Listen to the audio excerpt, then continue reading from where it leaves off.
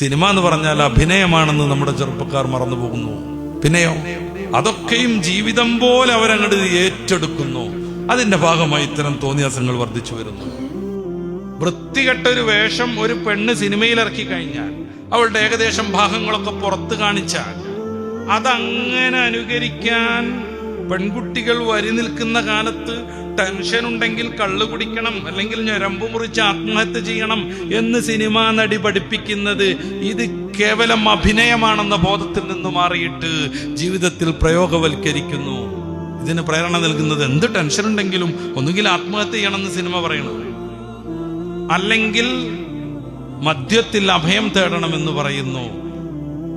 വസ്ത്രത്തിലും വേഷത്തിലും hair സ്റ്റൈലിലും വരെ cinema താരത്തെ അനുകരിക്കുന്ന ചെറുപ്പക്കാരൻ ടെൻഷൻ ഉണ്ടാവുമ്പോ കള്ളുടിക്കുന്നതിലായിട്ട് അവനെ മാറ്റി നിർത്തൂല. അന്യപെണ്ണിനെ നോക്കാൻ പാടില്ലെന്ന് കർക്കശമായി പറഞ്ഞ മതം ഇസ്ലാം.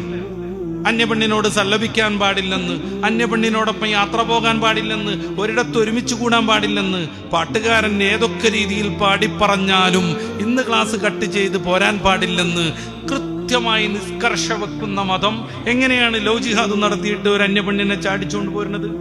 പെണ്ണിനെ കാണാൻ പറ്റൂല, സംസാരിക്കാൻ പറ്റൂല, ഒന്നിച്ച് യാത്ര ചെയ്യാൻ പാടില്ല, ഒന്നിച്ചിരിക്കാൻ പാടില്ല.